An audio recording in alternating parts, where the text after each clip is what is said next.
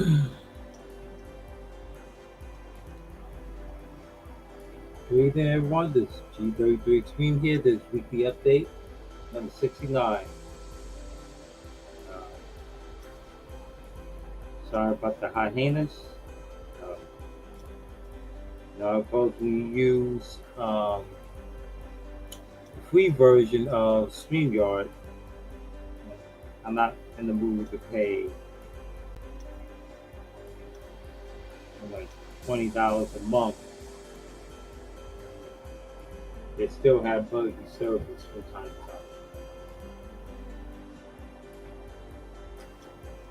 to time. Let's get on with it. All right. Democracy dies in darkness.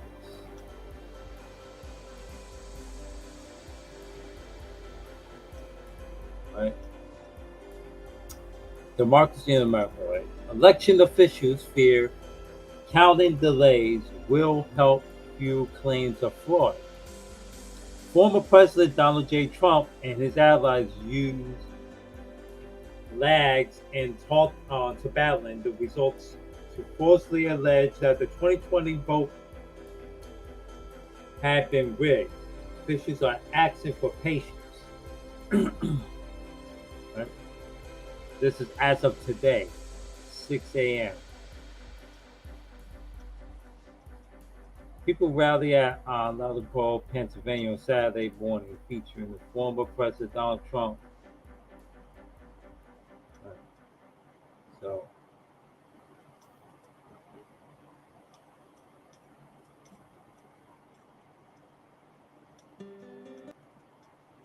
we'll play audio of the article.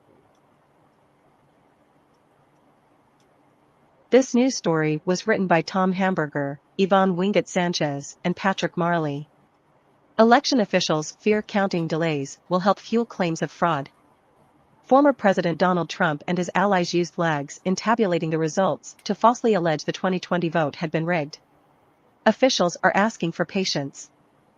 Officials in a handful of closely contested states are warning that the winners of tight races may not be known on election night, raising the possibility of a delay that former President Donald Trump and his allies could exploit to cast doubt on the integrity of Tuesday's midterm vote.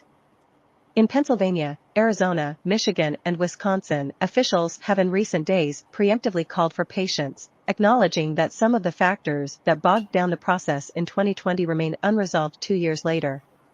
In some cases, partisan disagreements blocked fixes, and Trump's own advice to voters on how to cast ballots may contribute to a longer wait. Although the reasons for the delays vary from state to state, officials have been united in urging the public not to draw conclusions just because the count appears to be proceeding slowly. It's going to take a few days, acting Pennsylvania Secretary of State Lee M. Chapman said at a recent news conference. She added, "It doesn't mean anything nefarious is happening." Trump and his supporters used long lag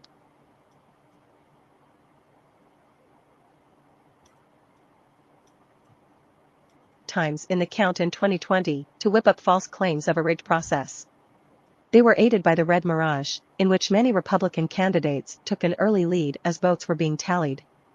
The phenomenon occurs because Republicans disproportionately cast votes on Election Day, and those votes are usually counted first, producing strong early margins for GOP candidates. But that Republican lead is often eroded as absentee ballots, favored by Democrats, are counted in the hours, and in some cases days, after the polls close. Trump incorrectly claimed in 2020 that officials had stolen the election for Democrats as Americans slept, with the results whipsawing in Pennsylvania from a Trump lead on election night to a Biden advantage days later. Experts are bracing for the former president and his allies to deploy a similar strategy in close races this year. "I expect to see what we saw in 2020, said Sylvia Albert, Director of Voting and Elections for Common Cause, a nonpartisan voter education and advocacy group. Election officials will be counting votes, some results will come in late, and bad actors will be trying to play political games to undermine people's confidence in the outcome." President Biden issued his own caution in a speech Wednesday night. "In some cases, we won't know the winner of the election until a few days after the election," he said. "It takes time to count all legitimate ballots in a legal and orderly manner. It's always been important for citizens in democracy to be informed and engaged. Now it's important for citizens to be patient as well. The slow count warning is being issued with special vigor in Pennsylvania, where a delay in counting 2020 presidential votes became central to the fraud narrative adopted by Trump and his allies. The ingredients are once again in place for a contentious post-election period for the Commonwealth, a tight U.S. Senate contest that could determine control of the chamber, ongoing legal challenges that influence whether some votes are rejected, an angry partisan divide, and, most significantly, an endemic sluggishness in counting mail-in ballots. As in a handful of other states, officials in Pennsylvania are not permitted to begin processing mail ballots until Election Day. State data show that as of Saturday, nearly 1.1 million mail ballots had been received in Pennsylvania, mostly from Democrats. But election officials are not permitted to even start opening ballot envelopes before 7 a.m. on Election Day. That rule explains in part why it took 4 days in 2020 to declare Joe Biden the winner in Pennsylvania. During that period, the Trump campaign lobbed repeated fraud allegations, particularly in Philadelphia, where Trump lawyer Rudy Giuliani and others baselessly claimed that there were massive problems with mail ballots that arrived after polls had closed. When polls close on November 8. One way to reduce delays is simple: allow election officials to open mail ballot envelopes and prepare them for counting as they arrive, rather than waiting until Election Day to begin the process. All but a handful of states permit early processing of mail ballots. A bipartisan group of legislators and election officials backed legislation last year to allow ballot pre-processing in Pennsylvania. But the modification was never enacted. It was included in a bill approved by the Republican-dominated legislature that was ultimately vetoed by the state's Democratic governor, Tom Wolf, because it included what he saw as onerous voter identification, ballot deadline, and other requirements.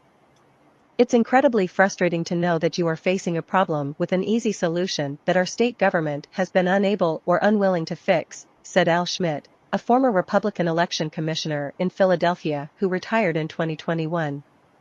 Schmidt called out both parties for the failure to fix the problem, suggesting the legislature could have produced a cleaner bill and that the governor might have done more to negotiate.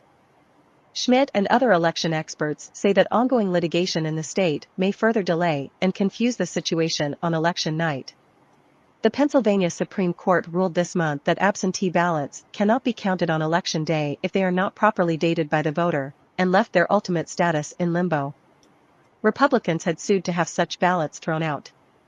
This decision will slow down the tallying as counties check ballots to see whether voters dated the ballot appropriately, Schmidt said. Already this year, Trump has renewed his attacks on Pennsylvania's system.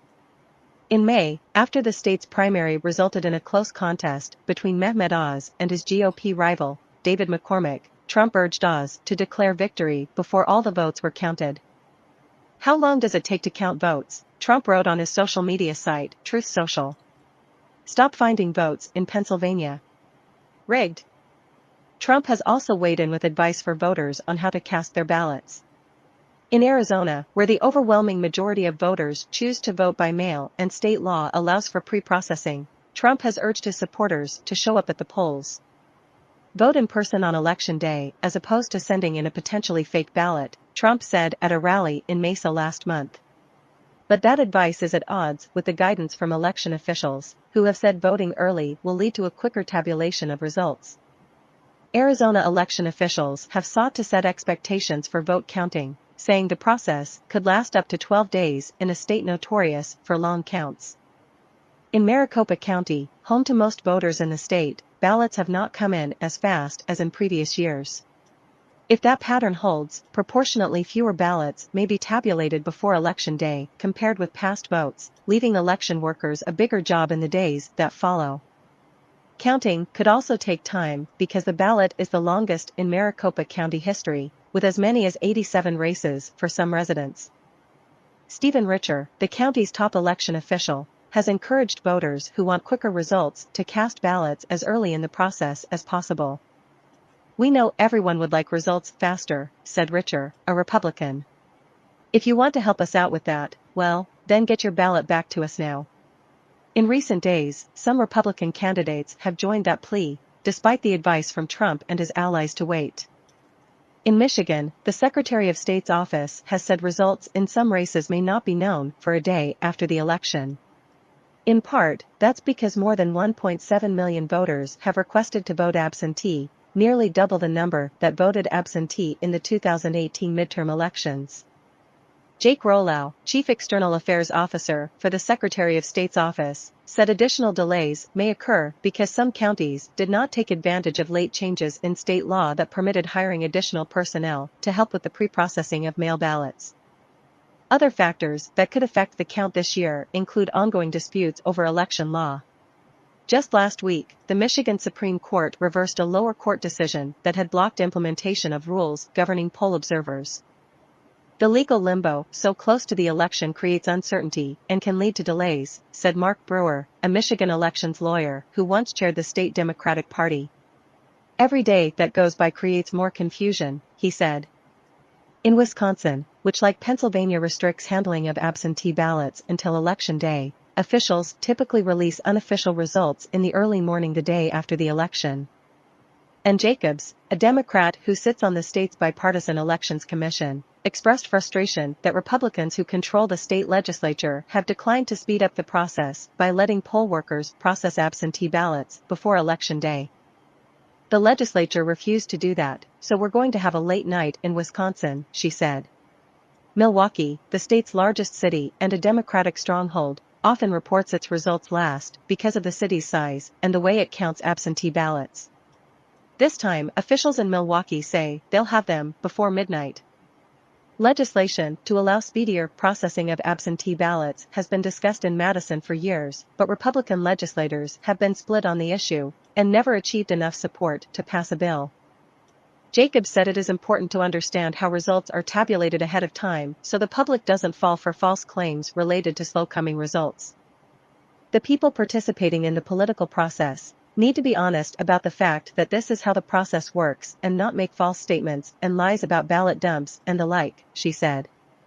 In 2020, Trump and his allies claimed that reports of absentee vote totals from Milwaukee in the early morning, the day after the election, were a sign of fraud.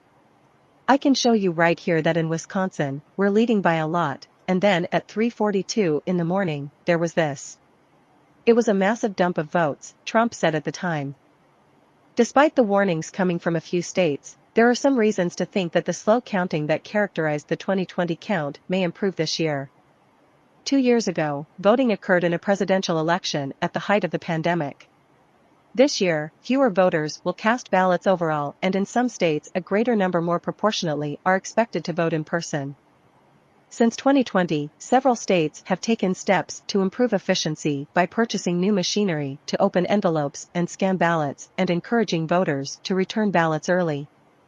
In addition, some states have enacted rule changes making it easier to prepare mail ballots for tabulation and to encourage voting before Election Day.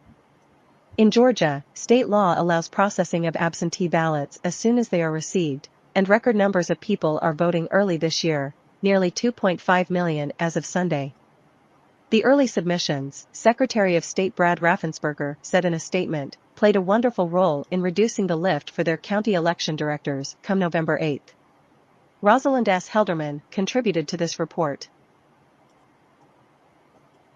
There you have it. Share this.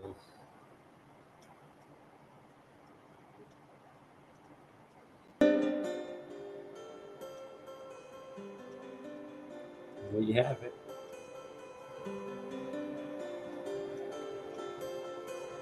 Stupid people gonna think that because you taking your sweet ass time counting the votes when motherfuckers want to do it digitally. Oh, that wig, that easy wig. You know, it's a bunch of old ass Republicans, man. When you gonna see young Republicans? You never really had. That's why it's the party of the minority. Like I keep telling people think I'm making this up. The majority of the United States population is actually technically Democrat or progressive or Democrat Republican. Yes, that's the original Democrat and Republican Party. They were one for an extended period of time until Abraham Lincoln.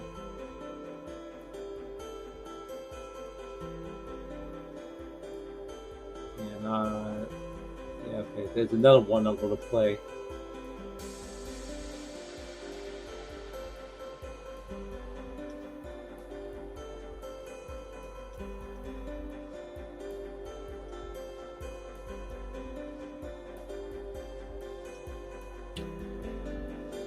Or is this?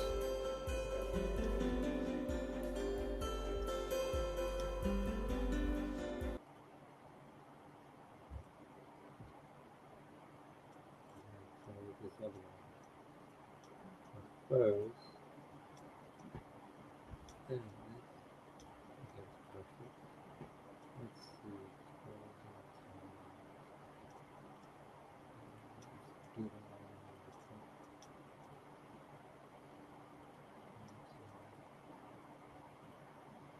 All right.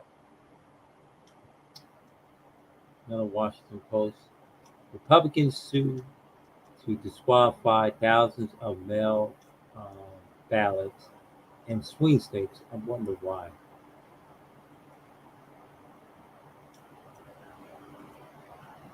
This news story was written by Amy Gardner and Emma Brown. Republicans sue to disqualify thousands of mail ballots in swing states. The lawsuits coincide with a systemic effort by GOP leaders to persuade voters to cast ballots in person, not absentee. Republican officials and candidates in at least 3 battleground states are pushing to disqualify thousands of mail ballots after urging their own supporters to vote on Election Day, in what critics are calling a concerted attempt at partisan voter suppression.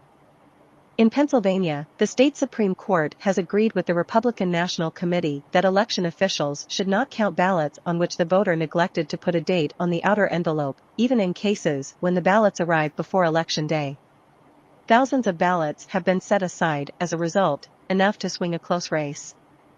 In Michigan, Christina Caramo, the Republican nominee for Secretary of State, sued the top election official in Detroit last month, seeking to toss absentee ballots not cast in person with an ID, even though that runs contrary to state requirements. When asked in a recent court hearing, Caramo's lawyer declined to say why the suit targets Detroit, a heavily Democratic, majority-black city, and not the entire state. And in Wisconsin, Republicans won a court ruling that will prevent some mail ballots from being counted when the required witness address is not complete. Over the past 2 years, Republicans have waged a sustained campaign against alleged voter fraud.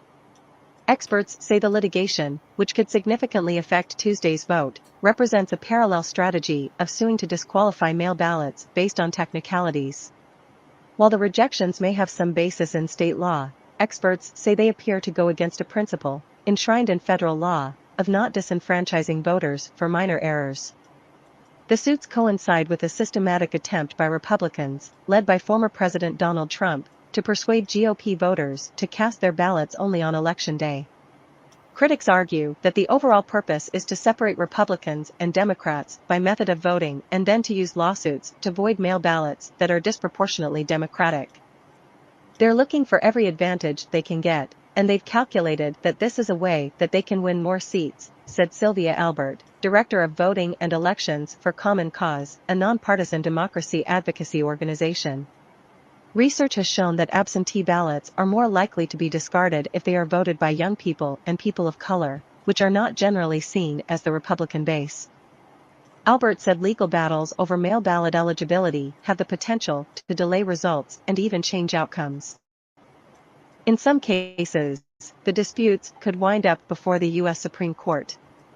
The potential for chaos is especially high in Pennsylvania, where the legal fight is ongoing and could influence or postpone the outcome in some of the state's tightest races, including a contest that could determine control of the U.S. Senate. Republican National Committee spokeswoman Emma Vaughn said in a statement that the committee sued in Pennsylvania because we are simply asking for counties to follow the state law, which by the way, dozens of Democrats supported. We look forward to continuing our legal actions to ensure that elections are administered in accordance with this bipartisan rule of law, Vaughn added. Pennsylvania Governor Tom Wolf, Democrat, issued a statement Sunday night in which he asserted that no voter should be disenfranchised simply because they made a minor error in filling out their ballot. This was not a controversial concept in our country or our Commonwealth until recently, with the rise of the big lie and the efforts to spread mis- and disinformation in the days leading up to the general election, Wolf continued. I urge counties to continue to ensure that every vote counts. Voting rights groups and others have launched a sprawling volunteer-run effort to notify voters across Pennsylvania whose ballots had been rejected and needed to be fixed or replaced. At least 7,000 such ballots have been rejected statewide for a variety of reasons, including the missing date, according to data compiled by the Pennsylvania Department of State. Activists said the figure is probably much higher because many counties have refused to publish the information. Nowhere has the effort been more intense than in Philadelphia, the state's largest city and a Democratic bastion, where more than 2,000 such ballots have been rejected. Election officials posted lists of voters online with instructions to come to City Hall up through Election Day to cast a replacement ballot, and on Monday, they sent a robocall out to voters whose numbers they had. By afternoon, a 2-hour line to cast a replacement vote at City Hall snaked outside and into the building's courtyard as volunteers supplied pizza and bottled water. I'm lucky. I could wait in line and do this, said Melissa Sherwood, a 25-year-old Democrat who works from home. Some people who don't have that luxury probably took one look at the line and said, no way. While some voters said they had been contacted about their ballots multiple times, others said they hadn't heard anything until they received a call from a Washington Post reporter. Our fear is their votes will not count, said Benjamin Abella, an emergency physician volunteering with a group. Even when notified, not everyone can make it to City Hall. I am totally disabled, said Jean Terrizzi, 95, who was listed as having returned a ballot with a missing date. She added that she had an important medical appointment on Monday and would just have to let it go and not have her vote counted. This voting situation is terrible, she said, declining to state her political affiliation. It's very disgraceful. Election officials are also braced for a repeat of a protracted standoff following Pennsylvania's May primary between state officials and 3 counties, Berks, Fayette and Lancaster, that refused to include undated ballots in their certified results. Wolf's administration sued those counties in July to force them to include the ballots, the majority of which were cast by Democrats, court records show. In August, a state judge ordered the counties to include all lawfully cast ballots, including those with missing dates, in their certified results. Republicans then successfully persuaded the state Supreme Court to reverse that policy for the general election in a decision released last week. The state court deadlocked on whether rejecting the ballots was a violation of voters' federal civil rights. Common Cause and others quickly filed a federal suit seeking to overturn the state court ruling on the grounds that rejecting ballots over a technical error violates the Civil Rights Act. The date printed on the envelope of a mail ballot is a meaningless technicality that has no bearing on officials' ability to judge whether the ballot has been cast on time by a qualified voter, the complaint says. The case is pending.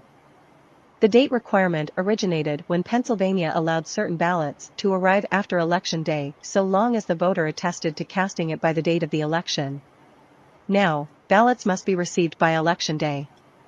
The federal courts have already weighed in on the issue. This year, the U.S. Court of Appeals for the Third Circuit found that not counting undated mail ballots is a violation of federal civil rights law. However, the U.S. Supreme Court injected uncertainty into the issue by vacating that decision and instructing that the case be dismissed as moot because the election in question had already passed. Republicans filed a separate lawsuit this year to block counties from notifying voters who neglected to date their ballots to give them the chance to fix them. The effort failed, but counties may choose whether to do so, meaning not all voters will be given the opportunity. Small numbers of votes could make a difference in the sort of close races to which Pennsylvania has become accustomed. If you can eliminate 1% of the votes and they tend to lean Democratic, then that gives you that statistical advantage, said Clifford Levine, a Pittsburgh-based election lawyer for Democrats. This is not about stopping fraud, Levine said. It's about discounting mail ballots. There's just no question. Republican candidates in Pennsylvania, including gubernatorial nominee Doug Mastriano, have been vocal in urging supporters to cast ballots on Election Day, not by mail. Jeff Mandel, a Democratic election lawyer in Wisconsin, said there has been less of a coordinated effort in that state to steer Republicans toward Election Day, although Trump made that pitch at an appearance this year. Under Wisconsin law, an absentee voter must find a witness, usually a spouse, relative or friend, to attest that the voter legally completed the ballot. The witness must sign the ballot envelope and provide an address. Republicans successfully sued this year to toss guidance from the Wisconsin Elections Commission allowing local election officials to fill in incomplete witness addresses on ballots. There is a concerted effort by the Republican infrastructure, the party, and others working with it, as well as Republican leaders in the legislature, to undermine absentee voting and make it harder for people to vote that way, Mandel said. Wisconsin Republicans who spoke out in favor of the suit said state law is clear that only a voter may correct an incomplete address. Lawless ballot curing cannot and will not be allowed to continue, Republican Senate Majority Leader Devin LeMahieu said in a statement issued at the time. A Michigan judge on Monday dismissed the lawsuit by Karamo, the GOP Secretary of State nominee, in a strongly worded opinion. Plaintiffs' failure to produce any evidence that the procedures for this November 8 election violate state or federal election law demonizes the Detroit City Clerk, her office staff, and the 1,200 volunteers working this election, wrote State Circuit Court Judge Timothy M. Kenny. Even though the suit was dismissed, other challenges are playing out. In recent days, county clerks across Michigan have received emails from organized groups attempting to dispute the eligibility of voters who requested or cast absentee ballots, suggesting there could be more litigation to come. Tom Hamburger and Patrick Marley contributed to this report. There you go. These idiots now want to bring lawsuits to blockade. What happened to every vote counts? It takes a couple of days, not a couple of weeks, and that should have been the end of it. Whoever wins, wins. I'm getting tired of this so-called voters swing states fraud bullshit. It's so fucking annoying.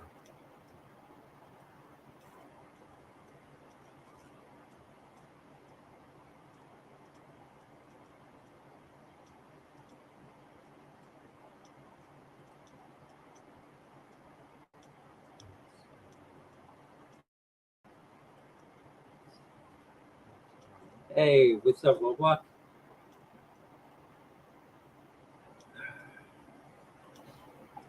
Fucking, oh, we go to sue because everybody's doing mail-in ballots. You gotta vote in person. What the fuck is wrong with these goddamn Republicans? Oh my god.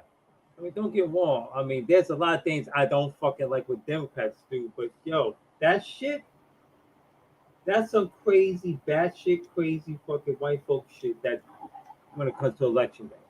And you know, it's the swing hot states like Pennsylvania, filled with niggas, uh, Arizona, filled with niggas. Now, the shit that they show you what happened to Arizona is they doing that to white people. I think in southern Arizona. They're not doing that where the blacks and Latinos do. They're not pulling that shit. They're not pulling that shit. But in Florida, where Ron, the dumbasses, or DeSantis, you like to call him, is doing that shit. You wait and see after this election over, man, this will be pushed back from hell. Doesn't matter if it's going to be all Democrat Senate or all Republican Senate, it's going to be pushed back from hell. There's no way around this. There's no way around this. To be honest with you, for you goofy ass Republicans that's between the ages of 50 and above, because it's, believe it or not, that's the party of the minority. A lot of people don't know that the Republican Party do not have a lot of youth people. The vast majority of people in the Republican Party live in rural areas where declined population with zero to no birth rate, basically little to no birth rate, because they're old people. So you usually got people that's past their reproductive prime between the ages of 50 and 85, 95 years old. You know, some people just can't make it to the election because they have a physical disability, like being handicapped or they elderly. You know, so mail-in ballot work. We did mail-in ballots in the past. I don't know why everybody's bitching now.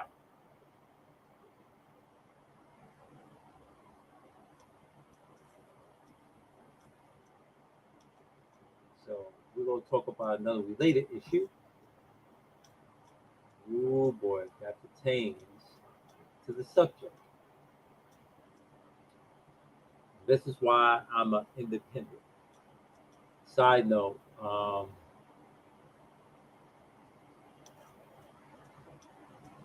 they refer to anybody that's independent, or in some cases progressive, as Whigs. Yes. Therefore, you will not hold a political um, position.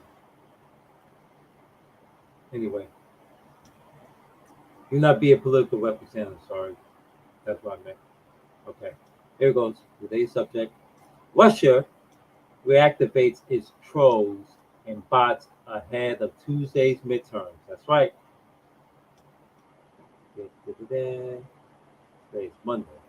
So this was sent early this morning. Okay.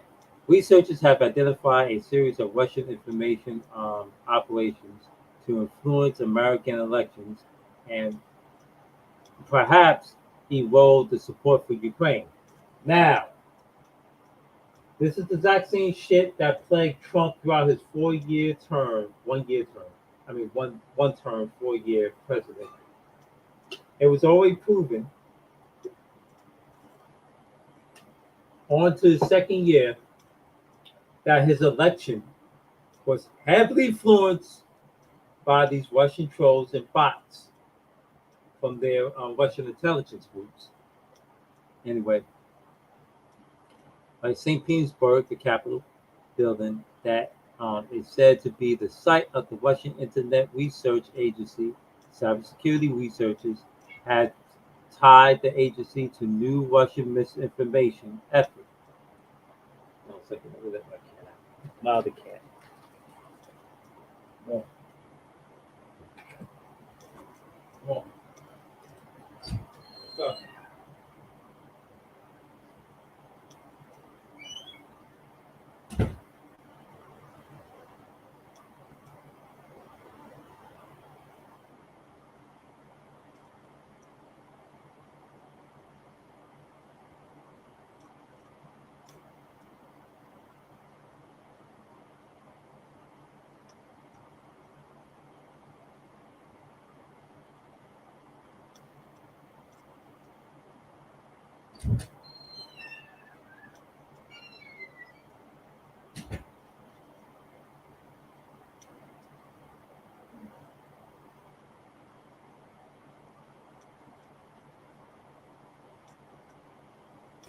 God damn.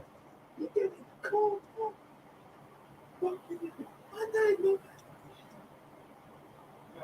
Oh, whew.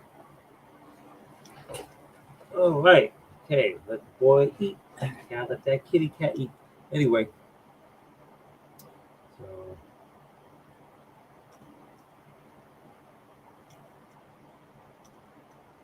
the user on Gab, who identifies as Noah Brecker, resurfaced in August after a year-long silence on social media platforms. We posted a handful of messages with sharply conservative political themes before writing a stream of original virtue. The post mostly denigrated President Biden and other proponent Democrats, sometimes obscenely.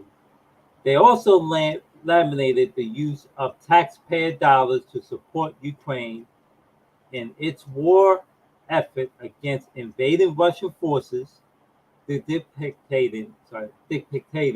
Ukraine's president as a um, caricature straight out of Russian propaganda. So the fusion of political concerns was no coincidence. The account was previously linked to the same secretive Russian agency that interfered in the 2016 election. Yes, yes, folks, it was interfered in the 2016 election. The exact same account.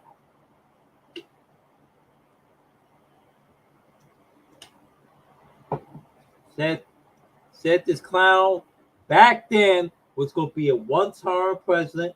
He was going to be the fall guy, and he's never going to hold a political office again. I hold that. I said that towards the end of 2015. I said that around 2 months before um, the end of Obama's election year of 2016. Anyway, and again in 2020. The Internet Research Agency in St. Petersburg, according to the cybersecurity group, Recorded Future.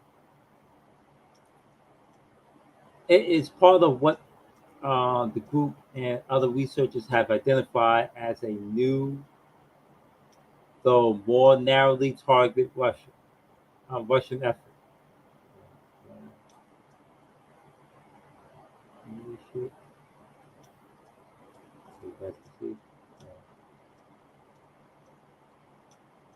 Like to see a little bit better because I just zoomed it.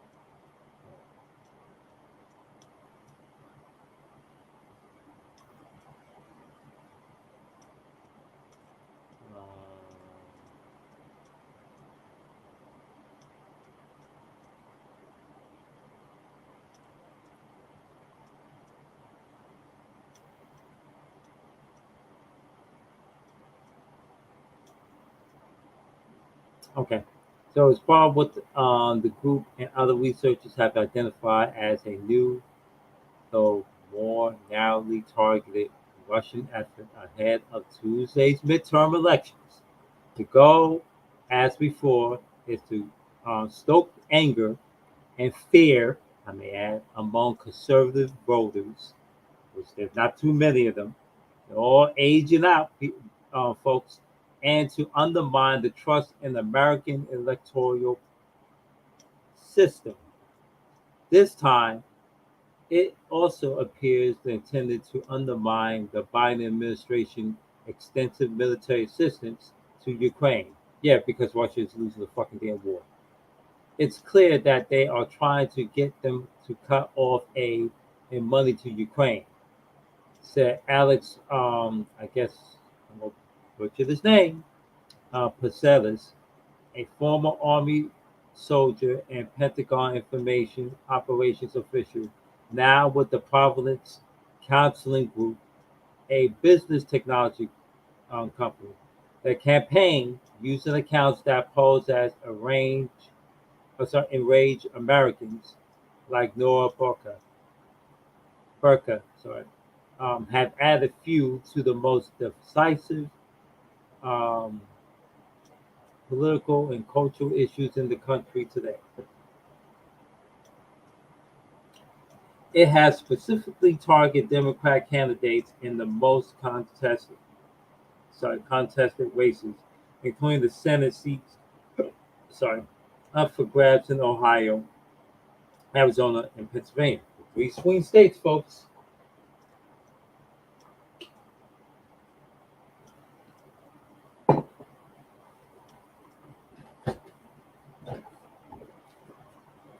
Calculating that a Republican majority in the Senate and House of Representatives could help the Russian war effort. Oh, see?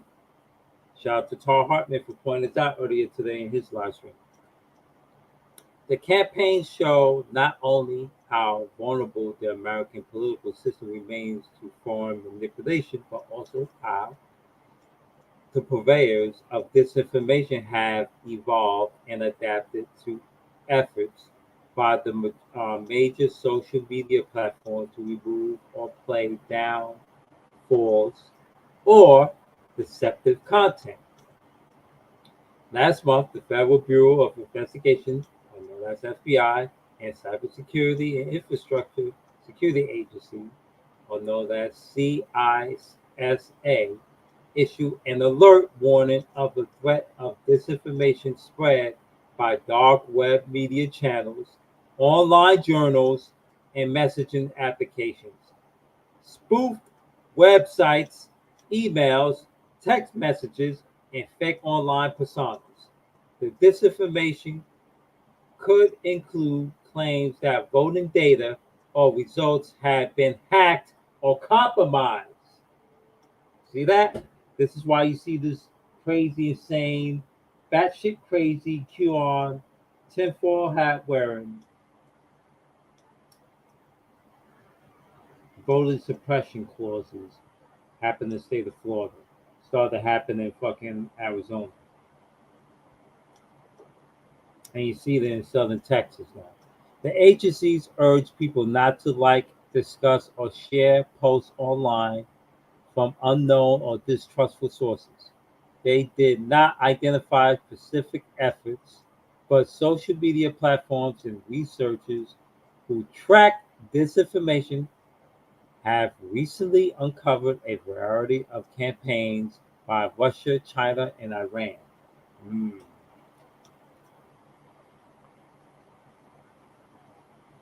Okay, so here's how they're going to do it right here. This is what these one, two, three, and four. They use four keynotes. The state of war. The cohesion braces for the battle. Civilians and the Kremlin appointed occupation officials have fled the city in southern Ukraine, but Russian troops appear to be digging in for an intense fight. Here's why control of, I say, Khorasan matters much more to both sides. Okay, that's what they use. Infrastructure attacks. As they struggle to maintain electricity grid heavily damaged by Russian missiles, officials in Kiev Kiev said that they have begun planning for a once unthinkable possibility, a complete blackout that would force the evacuation of Ukrainian capital.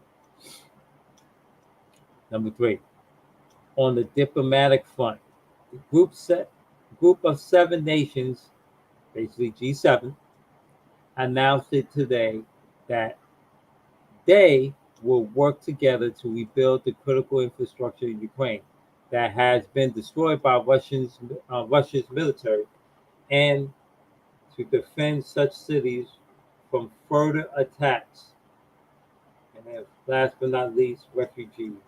The war has set the number of Ukrainians seeking shelter in Europe soaring, pushing asylum seekers from other conflicts to the end of the line. Now, the Recorded Future and two other social media research companies, um, Graphica and Manadant, found found a number of Russian campaigns that have turned to Gab, Perla, and Getter, and other newer platforms that pride themselves on creating unmoderated spaces in the name of free speech. These are much smaller campaigns than those in 2016 election, where authentic accounts reach millions of voters across the political spectrum on Facebook alone. I remember that shit. My Facebook was jammed with this bullshit and other major platforms. The efforts are no less pernicious, through and reaching and professional users who can help accomplish the Russian objectives, and researchers said. In other words, when they say or impressible, yeah, they basically using dummies. They're using people that's not intelligent, they're not well informed, they're ill informed, they're uneducated, unself educated. They go about shit that don't make no sense. The audience are much, much smaller than on your other traditional social media networks, said Brian Livingston, a senior intelligence analyst with recorded future, who identified the Noah Barker account. But you can engage the audience in much more targeted influence ops because those who are on these platforms are generally the U.S. conservatives who are maybe more accepting of conspiratorial claims. I mean, they're very fucking dumb.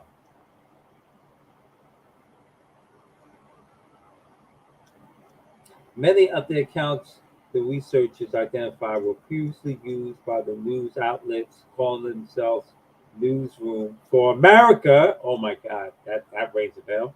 And European based citizens. Yep, that too.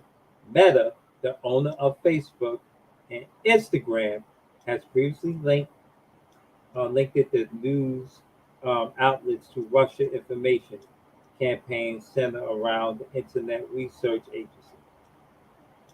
The network appears to have since disbanded, and many of the social media accounts associated with it went dormant after being publicly identified around 2020 election. That's right. The accounts, they tried to rig the election in favor of Donald J. Trump. And I keep telling folks, yeah, you can vote for this dumbass, but what did this dumbass do for you? During those 4 years, you were still struggling. I don't want to hear about gas prices. You during the administration, the average gas tag price was between $3.50 and $4.50 per gallon. That was on regular. Don't get me started on 91 and 93 octane. And don't even get started on diesel. Gas prices in New York barely went down. Barely. If it did went down to 289, it lasted for like a fucking month, if not two. So gas price is not a good home one for me. Has my electric went down? No, I was paying higher fucking electric than I am right now, and I'm getting soaring electric prices. Man, my last bill I just paid was $84. The previous bill was $138.33. I never paid a high bill on living in an apartment ever.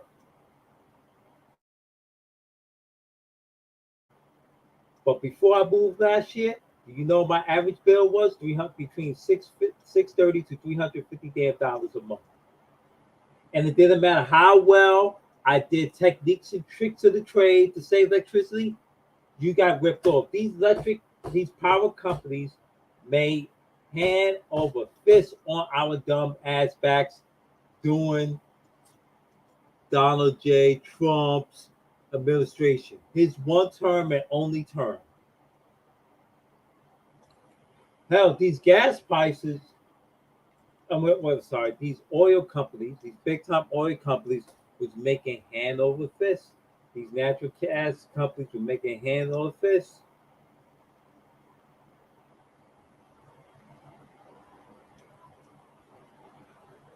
They're the ones that jack up the prices.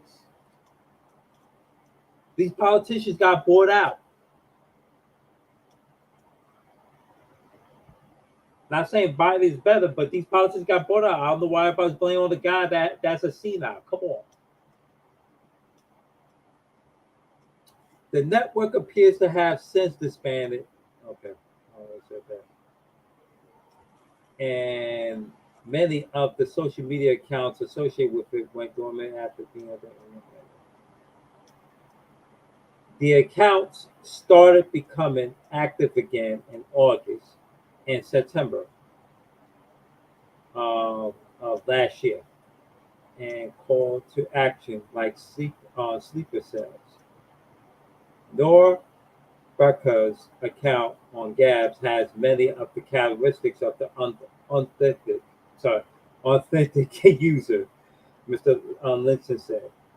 Um, there is no profile picture or identifying biographical details. No one responded to the message sent to the account through Gab. So think about this. This is how dumb Republican concerned voters are. If you click on these social media sites that are already fucking toast with being trolls and fake, and they basically you deal with a foreign agent, okay, that had no biographical details or no identifying biographical details, written nor picture, photographic wise, you basically go into a ghost account.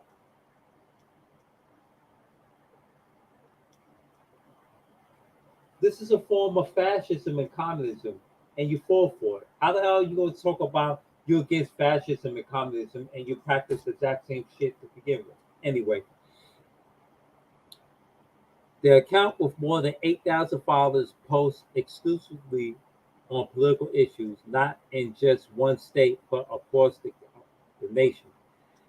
Often spread false or misleading posts, most have little engagement, but a recent post about the FBI received 43 response and 11 replies and was reposted 64 times. Since September of this year, the account has repeatedly shared links to a previous unknown website, the electrictruth.net, that recorded feature said was almost certainly linked to the Russian campaign. I guess the the Electron Truth.net's earliest post date only from September the 5th. That was just over a month ago. That was about 2 months ago. Since then, it has post articles almost daily ridicule, uh, ridiculing the President Biden's prominent Democratic candidates while criticizing policies regarding race, that's right, crime and gender that it said were destroying the United States. America under communism was one typical headline. Well, hold on a second, let me sip this water. You want to talk about communism? Let's talk about Jim Crow. Let's talk about the misogynist laws against technically black men and white women in these United States during the Jim Crow history. Let's talk about slavery. Let's talk about the colonization of these United States. Let's talk about that. Hmm?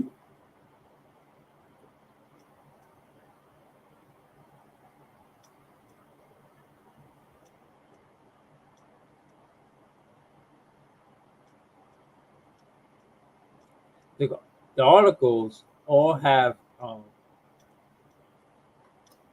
pseudonyms as bylines like Andrew J, True Forever, and Laura. Yeah, this is one guy that's doing this. According to Mr. Livingston, the website domain was registered using, oh my God, Bitcoin accounts. Dun, dun, dun. That's the deep dark web, folks.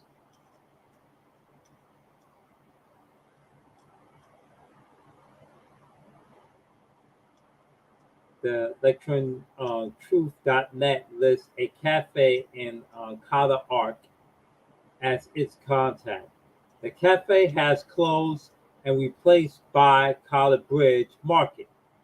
The market's owner said that they knew nothing about the website. Oh, yeah, they do. This is the this was the cafe, but now became a restaurant. They do. For its contact information, the the electrician truth, something's wrong with me today. .net lists a cafe instead inside the converted gas station and called Ark, a town of 900 people on the Bend and White River. That means the overwhelming majority of these 900 people are white. They're between the age of 55 and 75 years of age. Okay? When that population that small like that, 900, you bet your ass that's filled with white people. And vast majority of them are racist. Not saying all white people are racist. Wherever white people live in rural areas and they tend to vote Republican, the racist projections come out. Because they tend to live in isolation. They don't interact with other people with different cultures. See, it's one thing you complain about, you have a legitimate reason to complain about immigration, like bad policy making when it comes to regulation of immigration. I understand that. But a lot of these folks don't realize that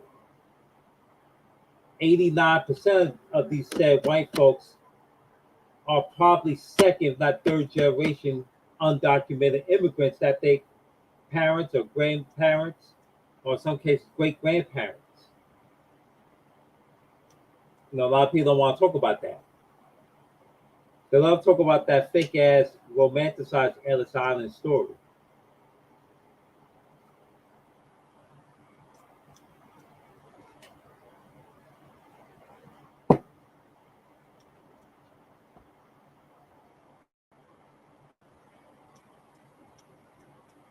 So the cafe has closed, however, has been replaced by the cottage shop and produce a produce shop and deli whose owner said they knew nothing about the website. Not one at the electrician truth responded to a request for comment submitted through the site. Of course not. It's a fake. Mr. Liston said that the links to electriciantruth.net appear to be closely coordinated with the accounts on Gab linked to the Russians. In another campaign,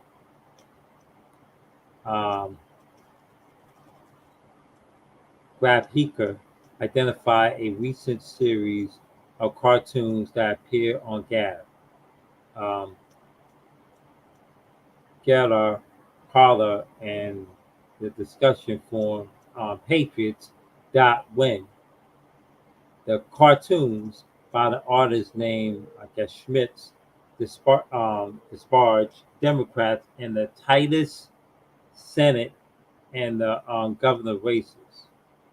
One targeted Senator Raphael Warnock of Georgia, who is a black man, employed racist morphics, right? And like I said, a lot of your voting bloc that are Republican, live in these rural areas, they go to these sites as an outlet. Another falsely claimed that the representative of Tim Ryland, a Democrat Senate candidate in Ohio, will release all fentanyl distributions and drug traffickers from prison. What the fuck is wrong with these niggas, man?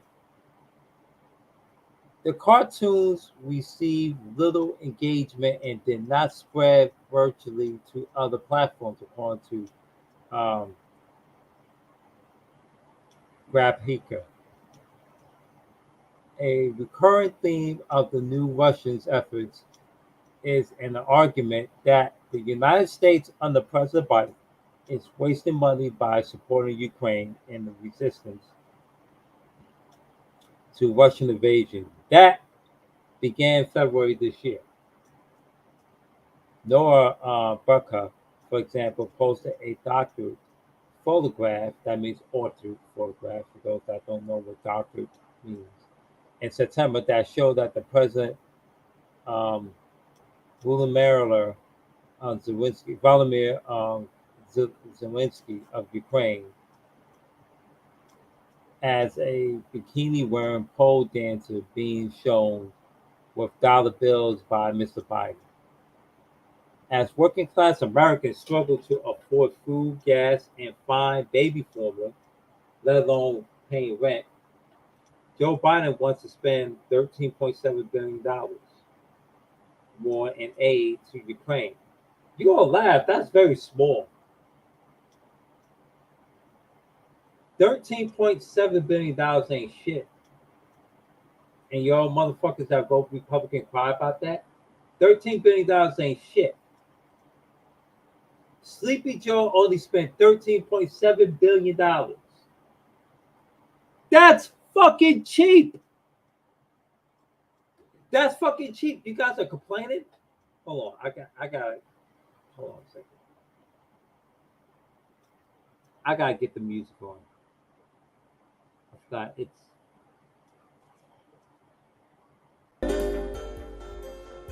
Sorry about that.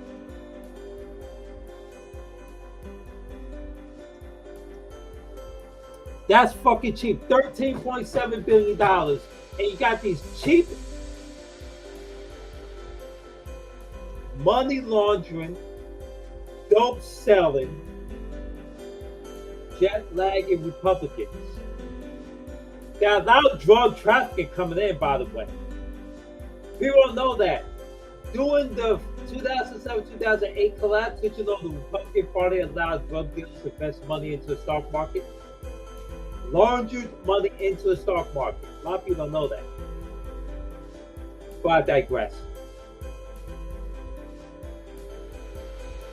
Not incidentally, that post echoed a theme that has gained some traction among Republican lawmakers and voters who have questioned the delivery of weapons and other military assistance. Here's Liz Cheney. This is exactly what Putin wants. If we had Republicans like this in the 1980s, we would have lost the Cold War. I agree. Hold on. I gotta pause this. So I can play racist, horse butt face ass Marjorie Taylor Greene. Under Republicans, not another penny will go to Ukraine.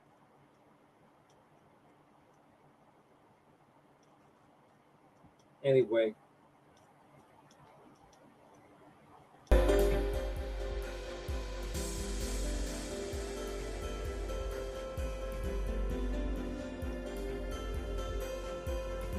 It's no secret that a large portion of the Republicans have questioned whether we should be supporting what has been referred to as a foreign adventure or somebody else's conflict, said Graham Brookie, a senior director of Digital Forensics Lab at Atlantic Council, which has also been tracking foreign influence operations.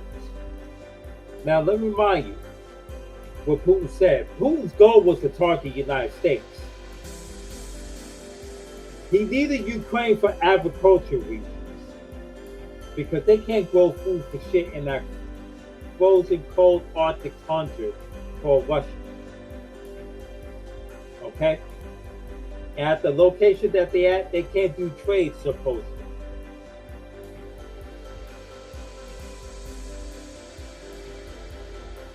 The goal was to attack Finland, Sweden, and Poland, which is part of the EU, which is part of the UN.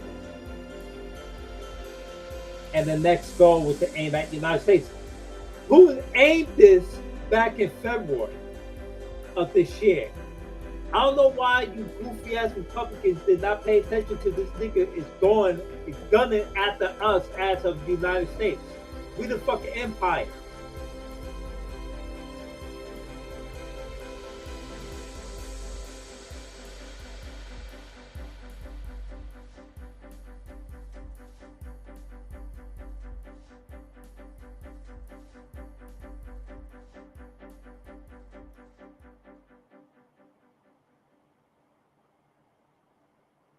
through the fucking empire. Motherfuckers don't understand that, but I digress. The FBI and Cybersecurity and Infrastructure Security Agency did not respond to requests for comment about the Russian efforts. Mr. Brookie called the revivid accounts recidivist behavior. Gab did not respond to a request for comment either. As before, it may be hard to measure the exact impact of these accounts on voters come tomorrow, not Tuesday. Tomorrow is Tuesday. At the minimum, they contribute to what Edward P. Perez, a board member with the OSET Institute, a nonpartisan election security organization, called the manufactured chaos in the country's body politic. While Russia, or Russians, in the past sought to build large followings for their inauthentic accounts on major platforms, today campaigns could be smaller and yet still achieve a desired effect, in part because of the divisions in American society are already such fertile soil for disinformation, he said. Yeah, if you got dumbasses in this country, man, everybody's been dumbed down. Since 2016, it appears that foreign states can afford to take some of the foot off the gas, Mr. Perez, who previously worked at Twitter, said, because they have already created such sufficient division that there are many domestic actors to carry the water of disinformation for them.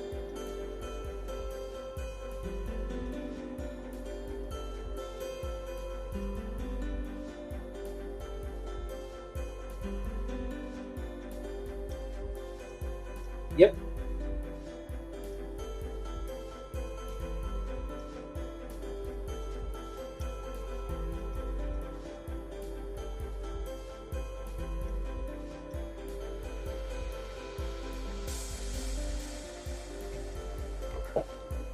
That there you have it. You got psychopaths that believe by foreign agents and spies to sell you diluted fucking knowledge.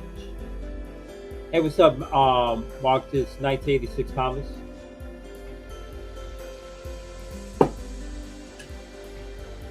Sell you diluted bullshit.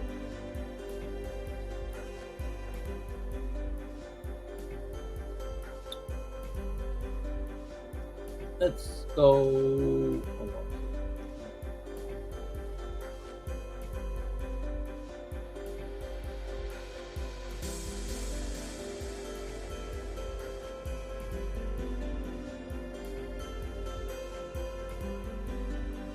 This is from the Daily Mail.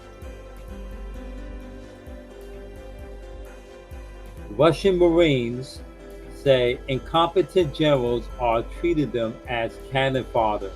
As 300 Russian Marines are killed or wounded in a 4-day massacre, as footage also shows the latest mutiny by Putin's soldiers. I told you, Putin don't know how to win the war. Russia never got into a true military. Put it this way, Russia's been stuck on World War I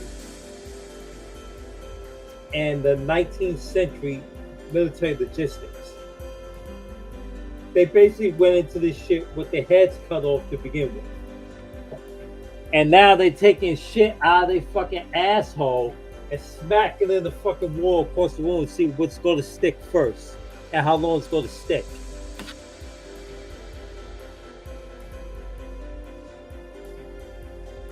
So basically, the 4 key notes is Russian Marines said that the catastrophic planning by generals led to massacre of men. They wrote in the letter that their generals had treated them as cannon fodder. Soldiers claimed that the Russian commanders are hiding mayhem on front lines. Duh. Video also shows the soldiers staging mutiny. Staging mutiny against generals at the training base.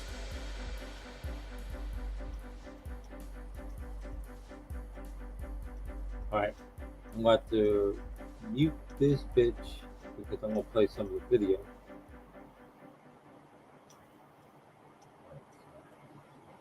Right here.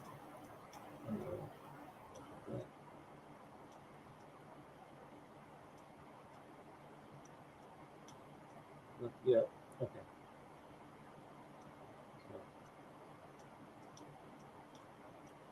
Okay. Russian Marines have said that their incompetent generals are treating them as cannon fodder after their unit suffered devastating losses, with 300 men reportedly killed or wounded in 4 days of heavy fighting in eastern Ukraine.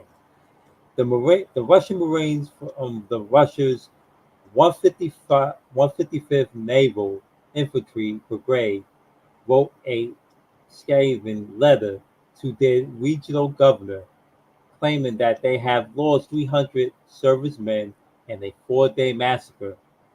And I know I'm going to put to the town, so Provoklia. Thanks to the catastrophic planning of the generals of Rustam, Molotov, and Zarbab, I'm just going to put his damn name, so bear with me, I don't speak that language. The soldiers claimed that Russian commanders were hiding the mayhem in Donetsk region and playing down the numbers of losses for the fear of being held responsible. You know why? Because Putin been executing what surviving generals he had. Okay. Yes, I know Ukraine troops killed a lot of generals, but the ones that did survive got executed by Putin himself. The Marines demanded in their letter that Vladimir Putin is personally told of the alleged massacre and that he would set up an independent military commission. No, he didn't. Because that's part of Putin's plan. He knew that he was losing this war. The letter comes as a footage appears to show thousands of mobilized Russian soldiers staging an extraordinary mutiny against their general for sending them to the front line with a lack of supplies and equipment. Major General Kirill Kolovov, I guess I said his name correctly, 53, faces chance of get out of here. Shame on you. And down with Putin's regime as thousands of mobilized men joined a protest at their training base in the city of Kazan, southwest Russia, on the night before they were due to be sent to the front lines.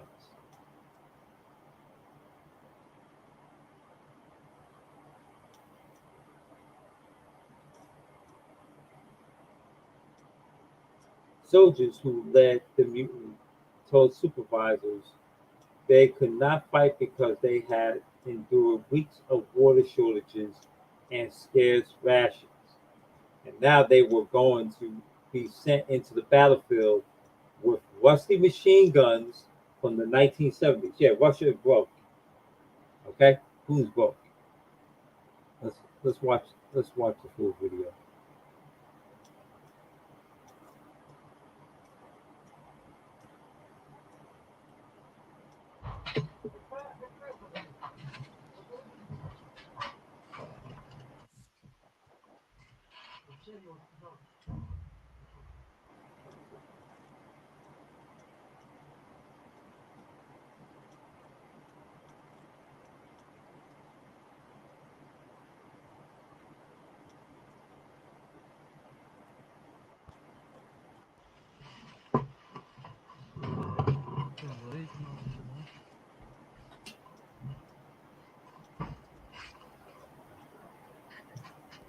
Başladı her yerde.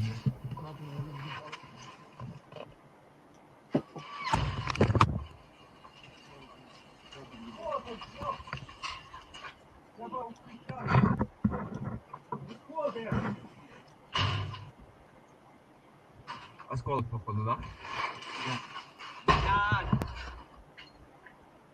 На 300! Броня? Ебать тут мин. Бля, ну нахуй, пошли.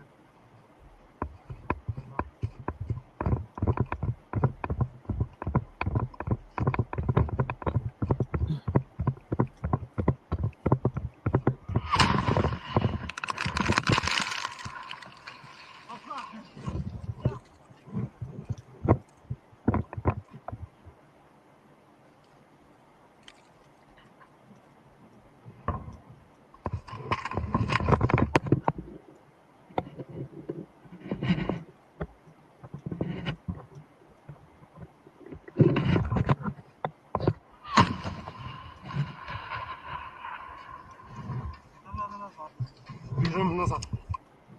Бежим.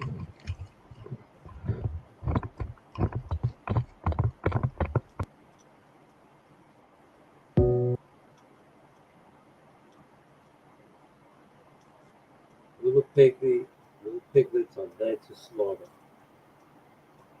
Look at this. Basically, Russian Marines has some written on there. So let's watch this video right here. Get all of it.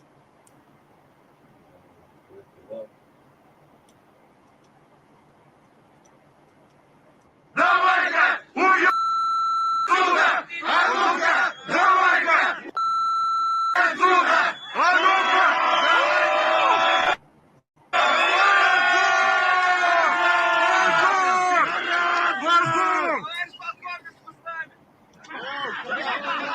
Не туда, не баба. А вон, нагнали сюда. ОМОНка вызывай. Неспокойно ушли.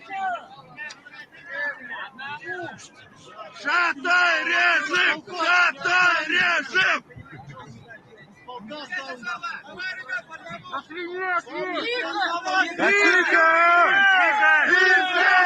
Тихо! Тихо! Тихо! Потише.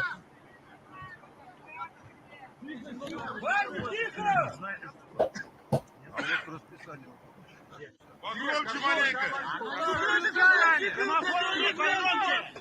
Мы ночью узнаем все, блядь! Вот смотри. Вы нам отвечайте на вопросы, а не другие люди. Вы же нас шатать приехали. Вы за свиней ответьте. За свиней. Это вы тут навели! Подойди, братан. Кипиш вы навели! Ваша вина!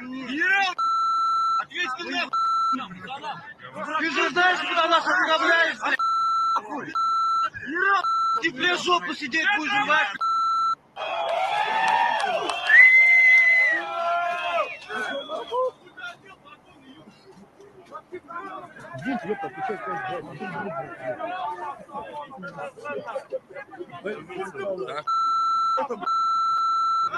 Сними свои погоны. Где храбрость, которая с утра была?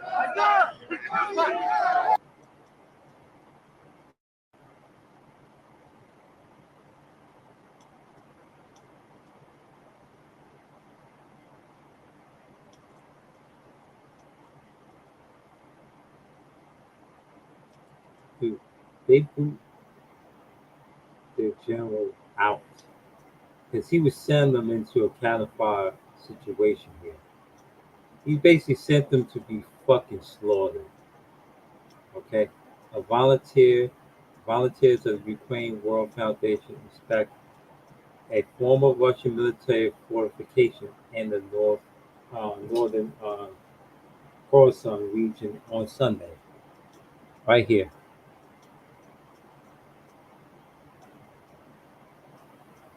Meanwhile, the Marines wrote the letter about the bloodbath and Pavlovka to their regional governor of Olega and Permitsky. and Russian Far East. Okay, that's the town. In the bid to, sorry, that's their promise. Sorry, in the bid to get their um, plaintive message to Putin and the upper echelons of the defense ministry, the pro-Kremlin war reporter highlighted the situation in Pavlivka, whatever the name is, unknown, that's like in Russia, because he feared that the Marines were becoming meat mixed with earth and boards. Basically, the state in the leak um, communication.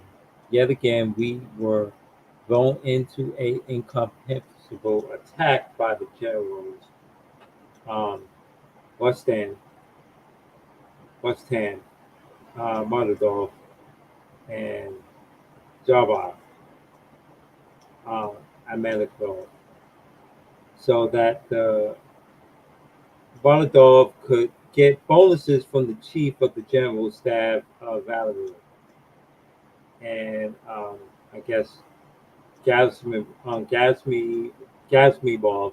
and his premise hero of Russia medal of honor, basically. So it was said, so it was used in the Marines from the Kamchatka advancing on Palatine. Well, I'm gonna butcher the damn name, so fuck that. The P word. After we saw of the carefully planned attack by these great commanders, we lost about 300 people in 4 days, killed, wounded, or missing. We lost 50%. I'm sorry, 50% of our military equipment. I don't know why they spell percent. And this was just our brigade. The Marines added. The enemies is yeah, they spelled that wrong. The enemy is destroying our men on the evacuation routes. So Pavlika, Pavlika is also lowering their Uganda from where from where they are attacking us. Basically, he's talking about. The Marines appealed to the governor. How long will the Miraakis from Melodov and Akhmedov plan military operations for the sake of their reports and for receiving awards at the cost of so many lives? Good question. So they went on that to Supreme Commander. This is some debilitating shit, dude. So these are brigades right here. So this is the general governor right here. Rustam Mordodov right here. And this is Zilbag right here. It rejected the assertion that the Marines unit had suffered the high pointless losses in the people and equipment. On the contrary, in the course of 10 days, wow, it had advanced 5 kilometers. That's over 3 miles into Ukrainian defensive positions. Now, RIA quote that the ministry was as saying. The statement specifically denied that the brigade's commanders had shown incompetence. Yeah, of course. Of course they're not going to deny it. They're not trying to show the West that it's been fucking beaten. The unusual denial suggests that due to the contempt actions of the unit commanders, the losses of the Marines for the given period do not exceed 1% of the combat strength and 7% wounded, and a significant part of whom had already returned to duty, it said. Okay, I believe that when I see it. The unusual denial suggests suggested that the reported losses had touched a war nerve at the point in which the war's ninth month when Russian forces were under heavy pressure in partly occupied regions of Ukraine that Moscow has proclaimed as its own territory. Actions denounced it as illegal by Kyiv, Kyiv, Kyiv, my bad, the West and most countries of the United Nations. So there we saw the video on that. Given what they went through since the 1970s. They're not even using state-of-the-art weaponry. They ran out of rations.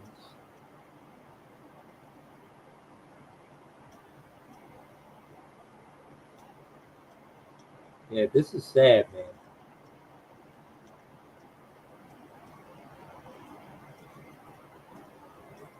Okay.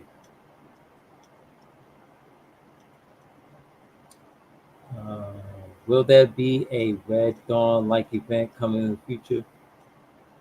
No.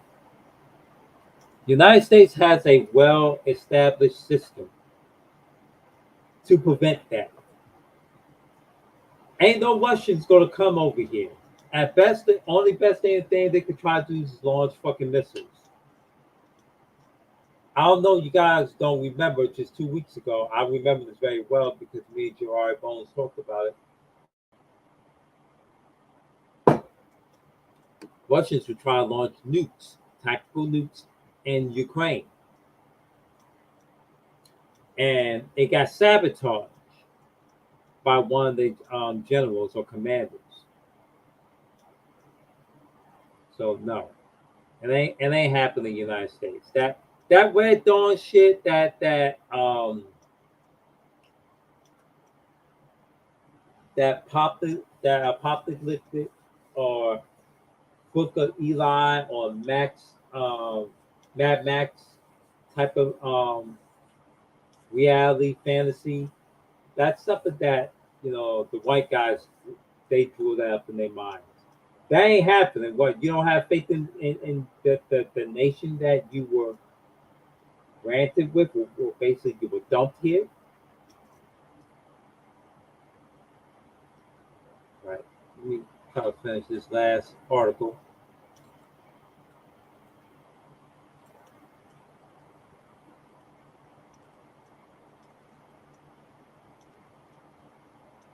All right. Permanent daylight savings time will hurt our health, experts say.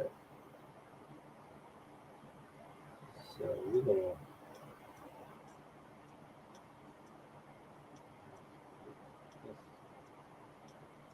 Oh my God, BlackBerry.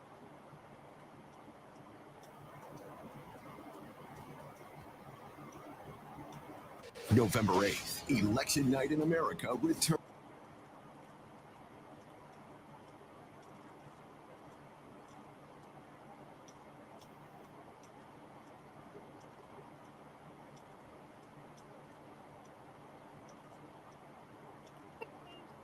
Ahead 1 hour in the spring and back 1 hour in the fall. Well, it's actually to reduce the electricity consumption by extending the daylight hours.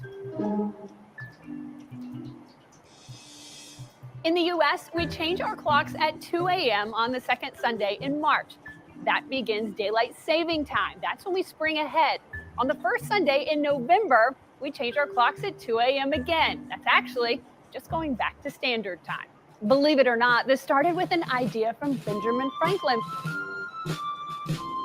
Franklin did write an essay suggesting that people could use less candles if they got up early and made better use of daylight. In 1918, the Standard Time Act is. I gotta let this shit pop.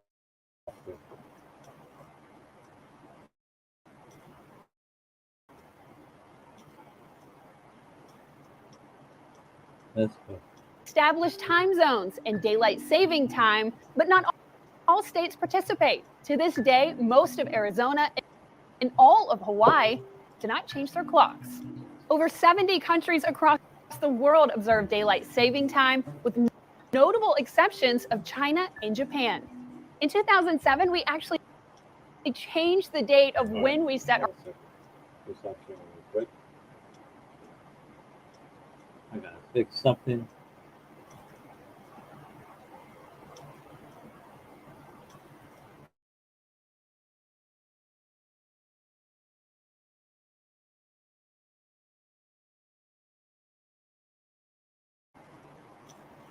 Right.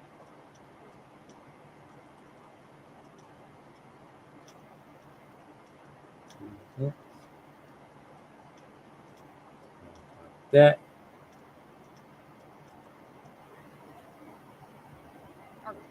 clocks back an hour to the first week in November.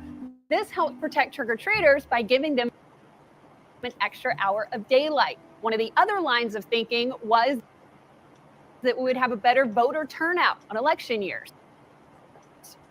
Experts say each time you change your clocks, it's always a good idea to change those batteries in your smoke detector. And always look forward to fall when you get that extra hour of sleep.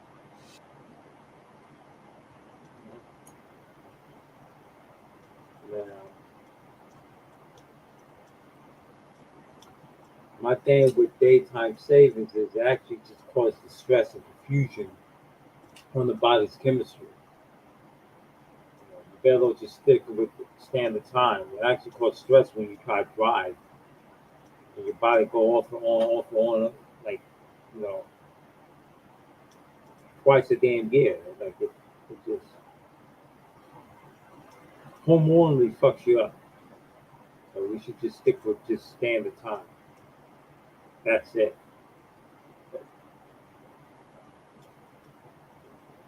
You know how United is. We like to be advanced, but we like to slowly evolve at the exact same time as a nation. All right, folks, that's the end of the stream. Just catch whoever guys that missed the beginning of it. Just watch the encore of it. So then this G33 stream here. This is the update 69. Peace.